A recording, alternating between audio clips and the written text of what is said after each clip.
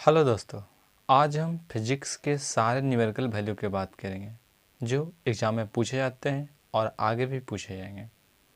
तो चलिए देखिए, अब हम बात करते हैं घनत्व यानी डेंसिटी का। तो देखिए, डेंसिटी में एक हम बात करते हैं पारा का, Hg यानी पारा। इसका जो घनत्व होता है 13.6 ग्राम प्रति सेंटीमीटर क्यूब। जो पारा घनत्व होता है 13.6 ग्राम प्रति सेंटीमीटर क्यूब। अगर हम लोहा की बात करें तो आपका होता है 7.87 ग्राम प्रति सेंटीमीटर क्यूब। अगर हम बात करें डायमंड की बात करें यानी हीरा, डायमंड यानी हीरा की हम बात करें तो इसका होता है 3.53, कहीं कहीं 3.52 करे कुछ समथिंग भी रहता है, देख लीजिएगा मतलब ऑप्शन के अनुसार क्या रहे। देखिए, हम पानी की बात करें यानी वाटर की बात करें तो एक होता है। अगर हम बर्फ़ की बात करें तो 0.5 यानी आधा होता है।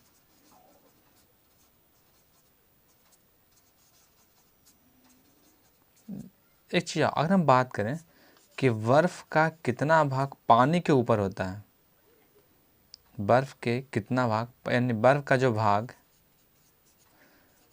पानी के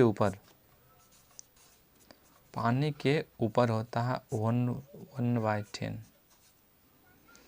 यही 1/10 के कारण क्या होता आपका टाइटैनिक जो आपका डूबा था, यही टक्कर के कारण, क्योंकि उस वक्त उतना साइंस डेवलप नहीं था।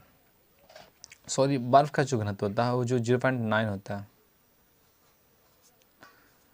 0.9 होता है। बर्फ़ का घनत्व 0.9 ग्राम प्रति सेंटीमीटर क्यूब होता है। देखिए, अगर हम और अगर हम बात करें जैसे 1 न्यूटन इजकल टू 10⁵ डाइन होता है। चाहे तो इसको हम चेंज करके निकाल सकते हैं। जैसे न्यूटन क्या होता है, न्यूटन का केजी मीटर प्रति सेकंड स्क्वायर होता है, उसको हम सब में चेंज करेंगे यानी केजी को ग्राम में, मीटर को सेंटीमीटर में, तो ये आ जाएगा अपना। अब हम बात करते हैं 1 जूल इजकल टू 10⁻7 अर्ग होता है। 1 जूल इजकल टू 10⁻7 अर्ग होता है एक बार। जनरली तो पूछा दिया जाता है 10⁵ पास्कल, लेकिन जो इस बार क्वेश्चन आया है उसमें इसका एग्जैक्ट वैल्यू दिया था 1.01 इंटू 10⁵ पास्कल का ही है, या फिर न्यूटन प्रति मीटर का, तो पास्कल का इक्विवेलेंट जो होता है।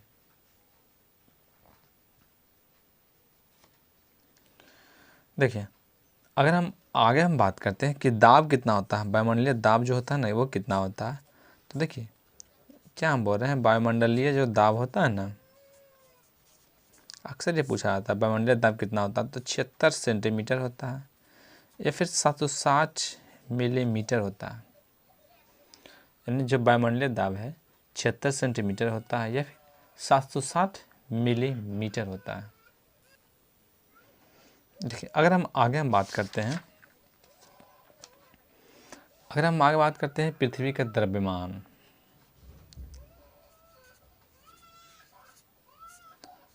पृथ्वी का हम द्रव्यमान की बात करें यानी मास ऑफ अर्थ, तो इसका होता है 6 इंटू 10⁻24 kg, यानी 6 गुणे 10⁻24 kg। अगर हम पृथ्वी की त्रिज्या की बात करें तो देखिए, जो जनरली जो इस्तेमाल करते हैं 6400 kilometre, is equal to 6.4 into 10⁻6 metre.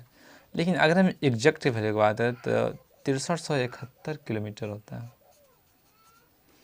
लेकिन हम जो इस्तेमाल करते हैं वो 6400 किलोमीटर इस्तेमाल करते हैं। क्योंकि यह न्यूमेरिकल में कैलकुलेशन करने के लिए आसान होता है, यही कारण इसका इस्तेमाल किया जाता है 6400 किलोमीटर का। अगर हम पृथ्वी के हम व्यास की बात करें तो देखिए, एक होता है विषुवतीय व्यास, एक होता है ध्रुवीय व्यास। विषुवतीय व्यास, देखिए विषुवतीय व्यास यानी ये वाला है, ध्रुवीय व्यास ये वाला। तो जो देखिए ध्रुवीय व्यास होता है वो क्या होता है, छोटा होता है, अब विस्फीतीय व्यास बड़ा होता है, यानी 12,756 12,714, ये दोनों में अंतर पूछा जाता है 42 किलोमीटर। देखिए क्या बोले कि पृथ्वी का जो विषुवतीय व्यास है, विषुवतीय व्यास कितना होता है 12,756, और जो ध्रुवीय व्यास होता है वो 12,714। आज दोनों में अंतर कितना होता है 42 किलोमीटर का। देखिए अगर हम आगे बात करते हैं तो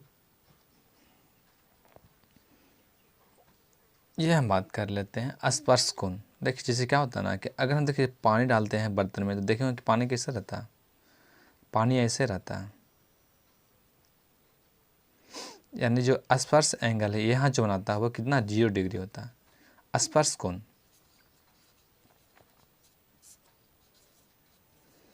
लेकिन आपका जो पारा होता है वो 135 डिग्री बनाता है, ये ध्यान रखिएगा। पारा का जो स्पर्श कोण होता है 135 डिग्री होता है, और आपका पानी का जो स्पर्श कोण होता है वो 0 डिग्री होता है।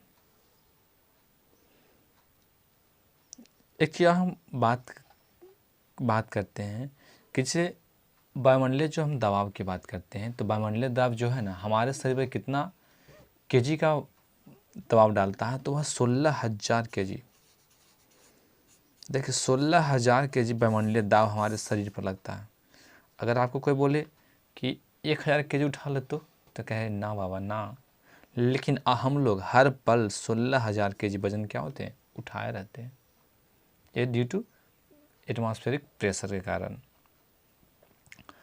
देखिए आगे हम बात करते हैं स्पीड ऑफ साउंड, यानी ध्वनि की चाल की बात करते हैं। ध्वनि की चाल देखिए हवा में बात करें तो कितना होता है 332, कहीं कि 330 रहता है, ध्यान रखिएगा, मीटर प्रति सेकेंड।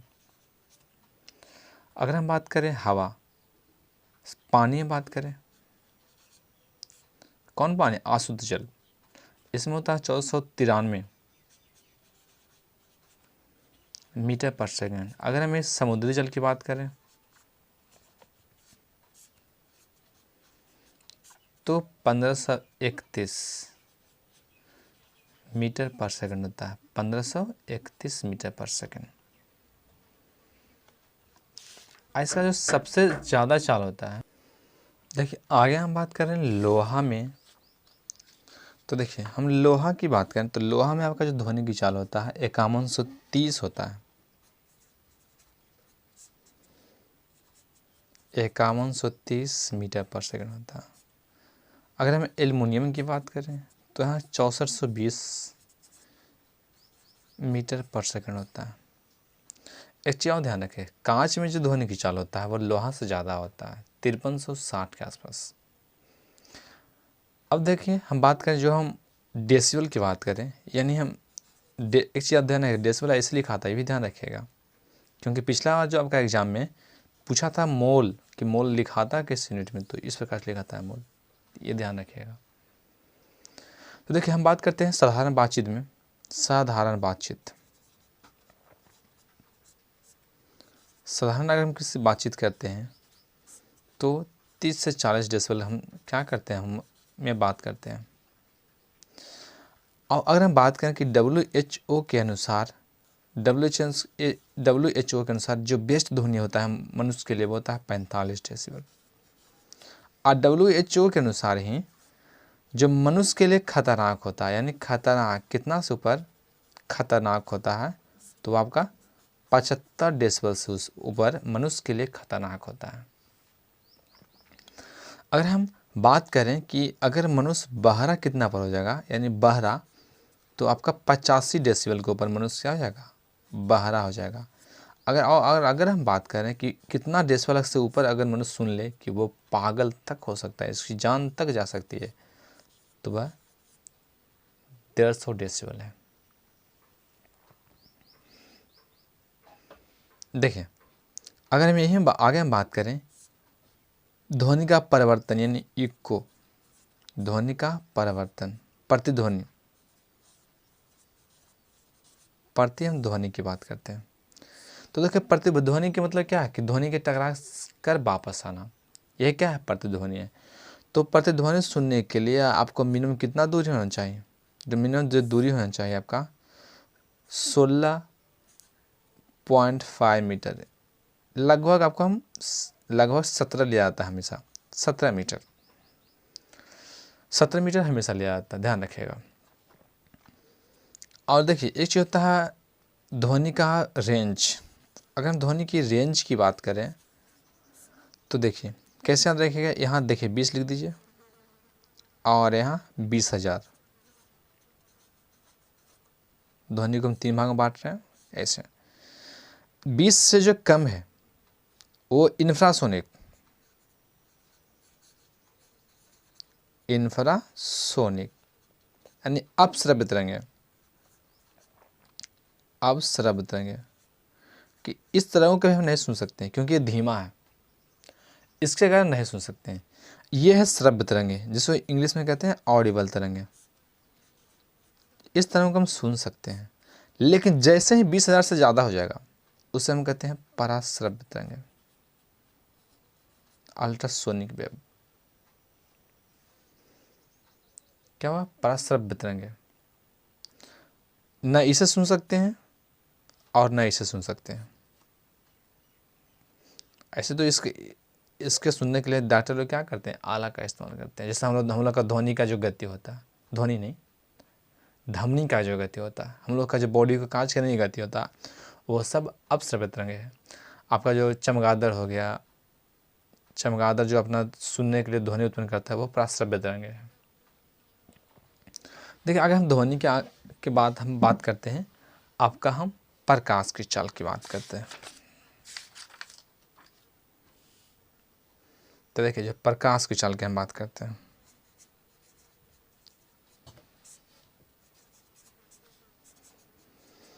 प्रकाश की चाल जो आपको निर्वात में पूछा जाता है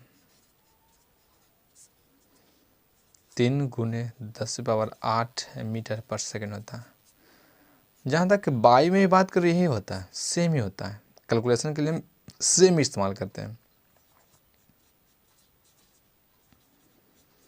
लेकिन अगर कभी इसका एग्जैक्ट वैल्यू पूछ दे तो 2.997 मीटर पर सेकेंड होता है, ध्यान रखिएगा।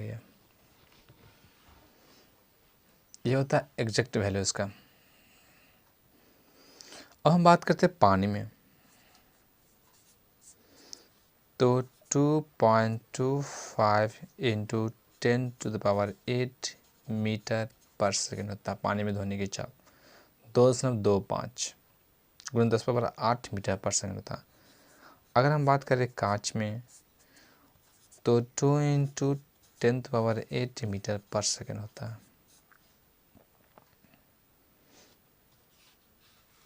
एक चीज़ ध्वनि की चाल, अगर हम बात करें ध्वनि की जो चाल था पिछली बार में यहाँ छूट गया था, ध्वनि की चाल देख लीजिए। तो ध्वनि की चाल अगर हम निर्वात में बात करें तो निर्वात में ध्वनि की चाल क्या होता है, 0 होता है, क्योंकि ध्वनि की गमन के लिए हमेशा कण की आवश्यकता होती है। निर्वात में कोई कण होते नहीं है, यही कारण निर्वात में ध्वनि की चाल 0 होता है। लेकिन अगर हम निर्वात में प्रकाश की चाल बात करें तो 3 × 10⁸ मीटर पर सेकेंड यानी मैक्सिमम होते हैं।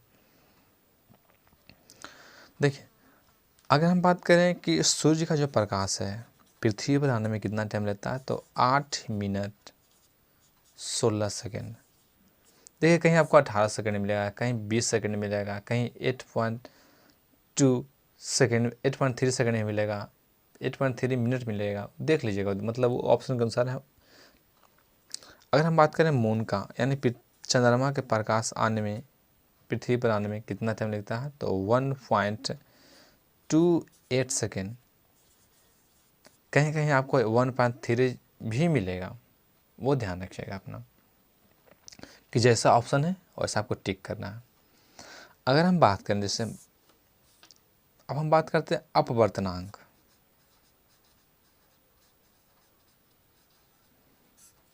और एक हम बात करते हैं क्रांतिक कोण जो कि ज़्यादा पूछा जाता है, क्रांतिक कोण। देखिए ऐसे तो होते हैं बहुत, लेकिन मेनू से वो याद वो रखना है जो इम्पोर्टेंट है। जैसे हम बात करें पानी का जो अपवर्तनांक होता है 1.33 होता है। आज हम क्रांतिक कोण की बात करें तो 48.5 डिग्री। अगर हम हीरा की बात करें तो इसका अपवर्तनांक होता है 2.42। आज तक क्रांतिक कोण की बात करें 24.4 डिग्री। अगर हम वायु की बात करें तो इसका अपवर्तनांक 1 होता है। देखिए जनरली हम क्या जानते थे 1 होता है, लेकिन इस बार जो एग्जाम में पूछा था इसका एग्जैक्ट वैल्यू पूछा था।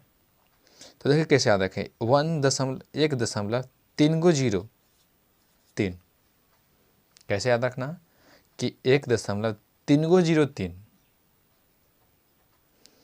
अब इसका जो क्रांतिक कोण होता है 62.4 डिग्री होता है।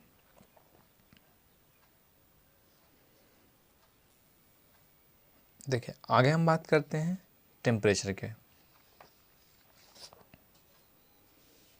तो देखिए हम टेम्परेचर में जैसे बात करते हैं, सबसे पहले जो टेम्परेचर है हम लोग का बॉडी का टेम्परेचर है। तो देखिए बॉडी की हम बात करें यानी मानव शरीर की बात करें, शरीर तो 37 डिग्री जनरली इस्तेमाल किया जाता है, या फिर फ़ारेनहाइट में बात करें तो 98.6 फ़ारेनहाइट होता है। ठीक है, अगर हम बात करें कमरे के टेम्परेचर तो 27 डिग्री। अगर हम केल्विन में बात करें तो इस क्या हो जाएगा 300 केल्विन। वो अपना ऐड कर लीजिएगा, चेंज कर लीजिएगा। एक देखिए पायरोमीटर, ये पूछा जाता है कि पायरोमीटर ना कितने से ऊपर के ताप को मापता है। ये ध्यान रखें, पायरोमीटर एक है ऐसा मीटर है, रेडिएशन मापी मीटर है, जो हमेशा 800 डिग्री सेल्सियस से ऊपर को ही नापता है, से ऊपर हमेशा 800 डिग्री सेल्सियस से ऊपर को टेम्परेचर को ही मापता है। देखिए एक जो पूछा जाता है परम शून्य ताप कितना होता है, परम शून्य ताप, ये तो कई बार पूछा है। यानी परम शून्य करने का मतलब हुआ इससे नीचे आपका टेम्परेचर क्या होता है, नहीं घटाया जा सकता। तो वो होता है 273.15 डिग्री सेल्सियस निगेटिव में। और अगर हम केल्विन की बात करें तो 0 केल्विन। ये ध्यान रखें, परम शून्य ताप यही वो टेम्परेचर है जिसके आसपास जितने भी गति है सारे रुक जाते हैं। देखिए एक होता है आपका थर्मामीटर के बारे में पूछा था कि थर्मामीटर का ताप कितना होता है, तो इसका रेंज पूछा जाता है 94 से 110 डिग्री फ़ारेनहाइट होता है। ये होता है आपका थर्मामीटर का ताप। इसमें थर्मामीटर में यहाँ से यहाँ मापा जाता है। एक होता है द्रव तापमापी। आपका जो द्रव तापमापी होता है वो -39 से 350 डिग्री सेल्सियस मापा जाता है। देखिए द्रव तापमापी क्यों कहता है, क्योंकि इसमें इस्तेमाल करते हैं कि इसका हम पारा क्या है, लिक्विड है। ये हो गया द्रव तापमापी। अगर हम बात करें गैस तापमापी, तो देखिए गैस तापमापी जनरली दो होता है, हाइड्रोजन का एक नाइट्रोजन का, लेकिन हम हाइड्रोजन को लेकर चलते हैं यानी हाइड्रोजन का। तो ये नापता है 200 से 500 डिग्री सेल्सियस तक नापता है। अगर हम नाइट्रोजन की बात करें तो आपका वो 200 से 1500 डिग्री सेल्सियस तक नापता है नाइट्रोजन। देखें हो गया यह द्रव तापमापी, इसका हम इस्तेमाल, जिसमें हम किसका इस्तेमाल करते हैं, पारा का। और गैस तापमापी जिसमें हम हाइड्रोजन का इस्तेमाल करते हैं, नाइट्रोजन का भी इस्तेमाल करते हैं। तो दोनों का रेंज अलग अलग है। यह जो थर्मामीटर है इसका रेंज दिया हुआ है 94 से 110 डिग्री फ़ारेनहाइट। अगर पूछे कि ब्रह्मांड में कितना मैक्सिमम ताप संभव है तो इसका कोई लिमिट नहीं है, मैक्सिमम बहुत जा सकता है। जैसे सूर्य की हम बात करें, सूर्य में इसका जो करोड़ का ताप है लाखों में है। नाभ के सनलाइन के लिए 10⁻7 डिग्री सेल्सियस की आवश्यकता होती है। तो वह ना मैक्सिमम कोई लिमिट नहीं है, मैक्सिमम जितना जा सकता है। आगे हम बात करते हैं प्लायन वेग का, एस्केप वेलोसिटी, यानी वह वेग जिससे अगर हम किसी वस्तु को पृथ्वी से फेंकें तो वो पृथ्वी पर वापस ना आए। तो देखिए अगर हम बात करते हैं पृथ्वी का, सबसे पहले तो पृथ्वी का होता है 11.2 किलोमीटर पर सेकंड। ध्यान रखिएगा, इसका यूनिट हमेशा ध्यान रखिएगा, क्योंकि इसका यूनिट है जो काफ़ी अल्टर है। किलोमीटर पर सेकंड होता है, जनरल में क्या पढ़ते हैं, किलोमीटर प्रति घंटा या फिर मीटर प्रति सेकंड पढ़ते हैं, लेकिन यहाँ किलोमीटर प्रति सेकंड हो। क्या करेगा ऑप्शन में कि हर जगह ये दे देगा 11.2, लेकिन आपका यूनिट हमेशा चेंज करके देगा। तो वहाँ देखिए, ध्यान दीजिएगा कि आपका यूनिट भी क्या है, वहाँ ध्यान देना पड़ता है। ये हो गया पृथ्वी का। अगर हम बात करें मून का कितना होता है, तो होता है 2.37 किलोमीटर पर सेकेंड। ये होता है मून का, इसके वेलोसिटी। आगे हम बात कर रहे हैं सन का, यानी सूर्य का। तो इसका होता है 42.1 किलोमीटर प्रति सेकेंड। देखिए 42.1 कहिए या फिर कहीं कहीं 40, सिर्फ 42 ही रहता है, तो अपना ध्यान दीजिएगा। एक है भू अस्थिर उपग्रह का ऊंचाई, यानी जियो स्टेशनरी जो सेटेलाइट है ना, उसकी ऊंचाई की बात कर रहे हैं, यानी भू अस्थिर उपग्रह। भू अस्थिर उपग्रह, इसकी ऊंचाई की बात करते हैं। जनरली हम इस्तेमाल करते हैं 36,000 किलोमीटर, लेकिन अगर इसका एग्जैक्ट वैल्यू की बात करें तो 35,790 किलोमीटर होता है। ये होता है आपका भू अस्थिर उपग्रह। भू अस्थिर उपग्रह इसलिए कहा जाता है क्योंकि पृथ्वी के सापेक्ष क्या होते हैं, अस्थिर होते हैं। जिस प्रकार पृथ्वी 24 घंटे में क्या करता है, अपना चक्कर लगाता है, तो ये भी अपना चक्कर 24 घंटे में ही लगाता है। देखिए एक होता है ग्रहण, इक्लिप्स, नहीं कहते हैं सूर्य ग्रहण, चंद्र ग्रहण। तो सूर्य ग्रहण तब होता है जब बीच में क्या हो, चंद्रमा आ जाए बीच में, यानी सूर्य, चंद्रमा और पृथ्वी, ये बीच में आता है। चंद्र ग्रहण में क्या होता है कि सूर्य, पृथ्वी और चंद्रमा इस प्रकार बीच में आ जाता है, तो होता है, ये होता है आपका चंद्र ग्रहण। इसमें पूछा जाता है कि जो पूर्ण सूर्य ग्रहण है वो कितना टाइम का होता है, पूर्ण सूर्य ग्रहण। तो वो होता है आपका 460 सेकंड का। जो पूर्ण सूर्य ग्रहण होता है वह 460 सेकंड का होता है।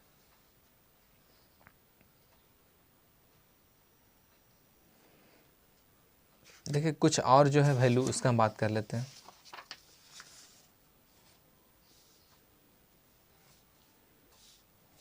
जैसे कूलम्स लॉ के थ्रू इसका मानना था 1/4 एप्सिलॉन नॉट, जिसके देखिए एप्सिलॉन नॉट बताते हैं सब बारी बारी से क्या है।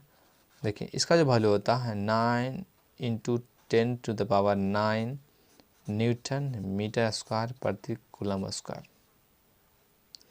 अगर हम सिर्फ एप्सिलॉन की बात करें तो इसका वैल्यू होता है 8.85 × 10⁻⁻12 फैराडे प्रति मीटर, या फिर कूलम्ब स्क्वायर प्रति न्यूटन मीटर स्क्वायर।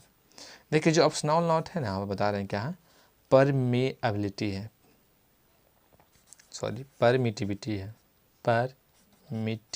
है, यानी विद्युतशीलता है। देखिए जो एप्सिलॉन नॉट है ना आपका विद्युतशीलता है, इसका वैल्यू पूछा जाता है। तो इसका जो वैल्यू क्या बोले कि एप्सिलॉन नॉट के वैल्यू जो होता है, इसका हम पढ़ते हैं एप्सिलॉन नॉट,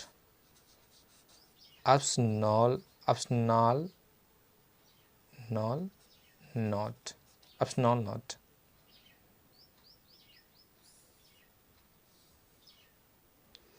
देखिए इसका जो वैल्यू होता है 8.85 × 10⁻⁻12 फराडे प्रति मीटर होता है, फिर कूलम स्क्वायर प्रति न्यूटन मीटर स्क्वायर होता है। ये हो गया आपका, क्या हो गया, विद्युतशीलता। अब हम बात करते हैं चुंबकशीलता।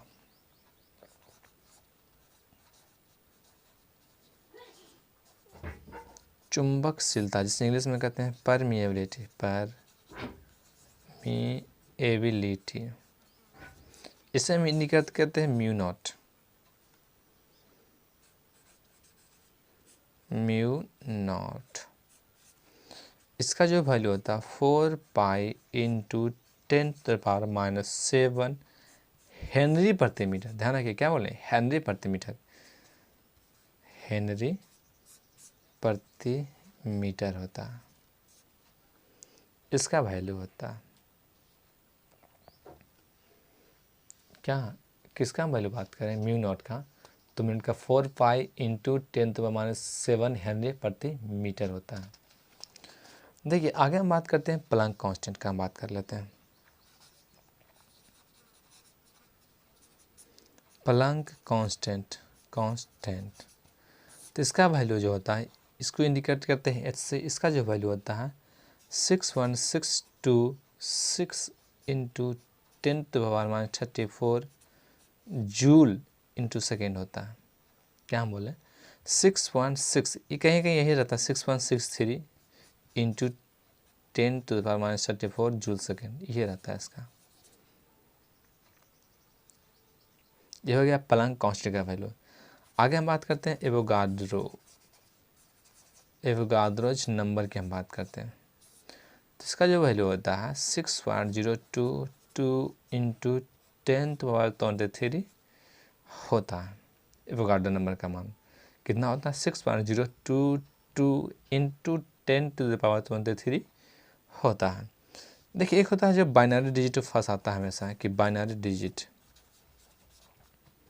कि बाइनरी, देखिए बाइनरी यानी 2 डिजिट, तो सिर्फ 0 एंड 1 होता है।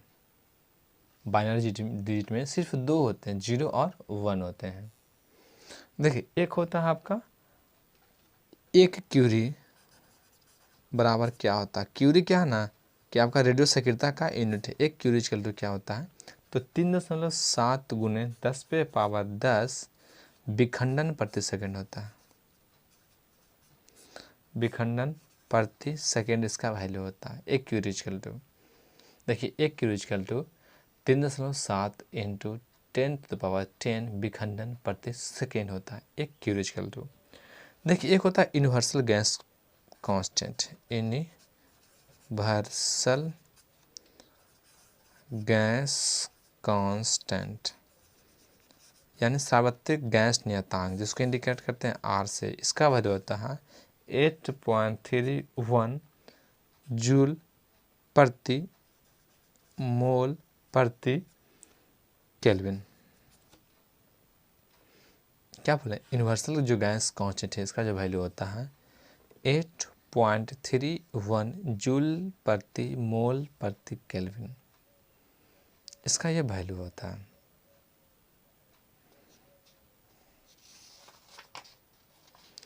देखिए एक हम वैल्यू और बात कर देते हैं आपका प्रतिरोध के बारे में। जैसे चालक, देखिए चालक होगा, अचालक कर सकते हैं, फिर कुचालक कर सकते हैं इसी को, और एक होता अर्धचालक यानी सेमीकंडक्टर।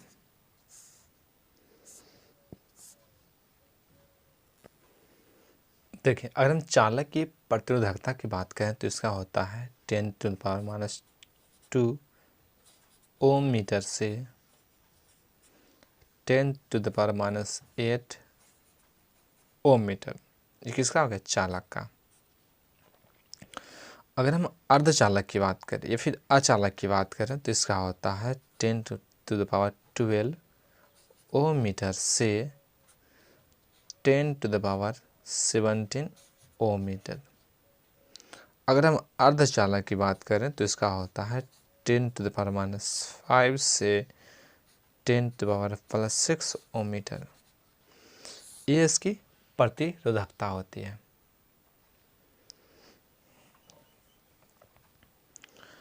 देखिए चालक, अचालक और अर्धचालक की प्रतिरोधकता होती है इस प्रकार से। ठीक है दोस्तों, अगर ये वीडियो आपको अच्छा लगे तो इसको लाइक करें, शेयर करें, कमेंट्स करें और सब्सक्राइब करना ना भूलें।